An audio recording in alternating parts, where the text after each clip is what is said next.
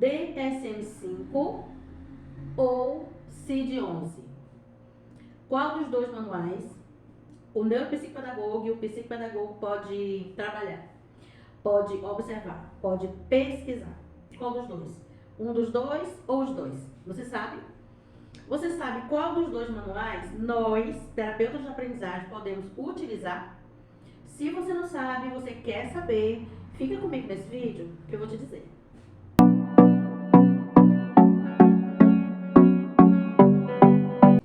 Olá, eu sou Isabel Ferreira, sou terapeuta de aprendizagem, sou mentora, supervisora e consultora de carreira de psicopedagogos e neuropsicopedagogos.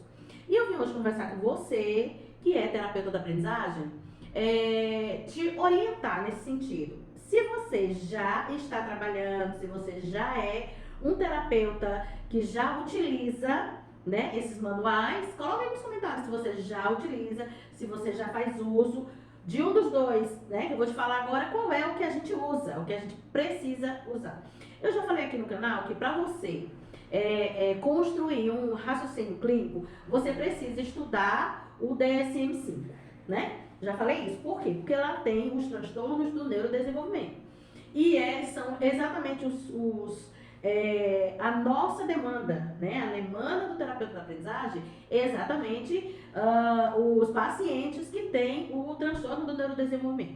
Mas hoje eu quero falar para você que o que a gente precisa fazer, na verdade, surgiu, eu vim falar com vocês sobre isso, porque surgiu uma dúvida num local que eu fui, né, dar uma entrevista, e aí tiveram perguntas, né, uma entrevista com perguntas, né, os ouvintes tinham que fazer perguntas.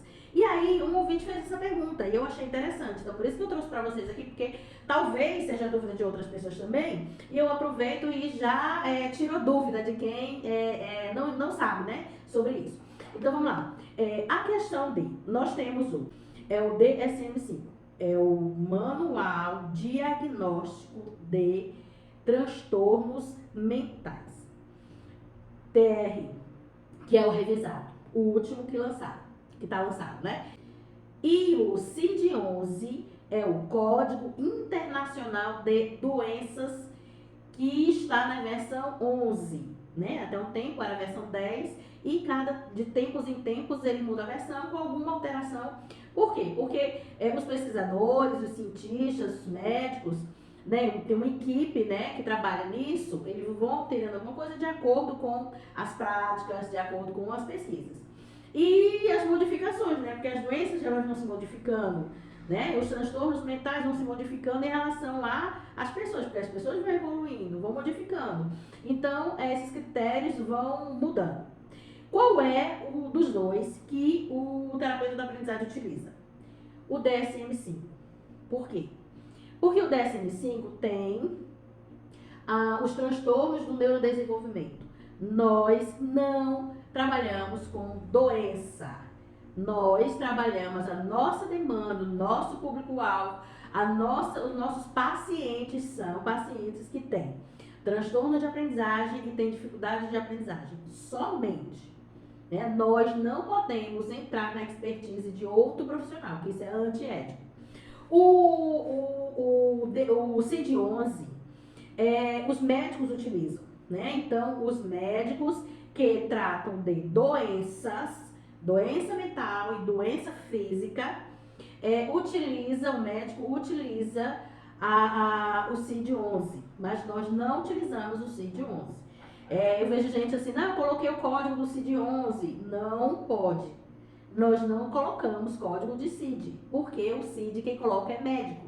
Tanto é que vocês já viram no atestado, né? No atestado médico, ele coloca lá o CID da doença. Sempre ele coloca o CID. Por quê? Porque o médico pode colocar o CID. E nós podemos utilizar o DSM-5, que é o Manual de Transtornos Mentais, mas somente com os transtornos do neurodesenvolvimento. Então, esses códigos a gente pode utilizar. Ah, Isabel, mas a gente vai utilizar como? No nosso relatório. No relatório psicopedagógico, no nosso parecer técnico, existe uma polêmica também em relação ao diagnóstico, né, gente? Eu já falei também em vídeo por aqui que essa questão do diagnóstico a gente fala, às vezes fala, mas a gente tem que falar o seguinte, que no nosso relatório, isso aí é definido, a gente faz relatório. No final da avaliação, a gente faz um relatório. Esse relatório tem uma hipótese diagnóstica e ele tem um parecer técnico, é o nosso parecer técnico. Nós somos técnicos da aprendizagem, nós somos técnicos. Então, a gente faz o seguinte, a gente faz a avaliação, faz o nosso relatório e envia. Se tiver suspeita de algum transtorno do neurodesenvolvimento, como autismo, TDAH e outros, aí o que é que a gente faz? A gente coloca lá no relatório. De acordo, aí tem um texto enorme que você tem que fazer bem de acordo com o dado científico, você tem que citar, né, dados científicos no seu relatório para fazer bem completo e para ficar uma coisa mais profissional, né? Todo profissional que se preze tem que fazer um relatório assim. Não copiado e não, né, modelos que a gente vê por aí, modelo, tô vendendo modelos, não existe isso, gente. A gente vai fazer o nosso relatório de acordo com o que a gente está vendo lá, né, e observando. E ninguém começa assim não, começa de pouquinho, vai começando devagarzinho. Não precisa começar de uma vez, fazer um relatório logo todo, né, elaborado, não. Você começa aos poucos e depois vai elaborando cada vez mais com a experiência, vai ficando, seu relatório vai ficando só bem bacana. De acordo com a sua avaliação, no final do relatório, você coloca o código do DSM para o médico. Então, você coloca todo o texto dizendo tudo que você fez, os testes que você fez, as entrevistas, de acordo com isso, coloca bem direitinho. E coloca no final o código do DSM que você suspeita. Aí você coloca a suspeita de hipótese diagnóstica é de transtorno, código tal.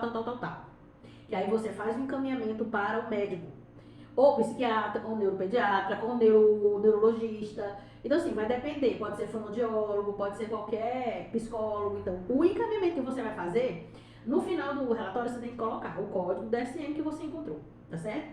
Mas jamais você vai colocar CID, porque CID quem coloca é médico, tá certo? Então é isso, espero que você tenha gostado desse vídeo, que esse tema foi um tema curto, mas muito, muito importante, porque muitas pessoas confundem e acham que podem colocar CID, tá bom? Então, compartilha esse vídeo, tá? Se inscreve no canal e dá um like pra mim, uma curtida, tá bom? Toca nesse sininho aí, porque quando você se inscreve e toca no sininho, o YouTube te avisa sempre que tiver vídeo por aqui. E toda semana tem, tá bom? Beijo grande pra você e até o próximo vídeo.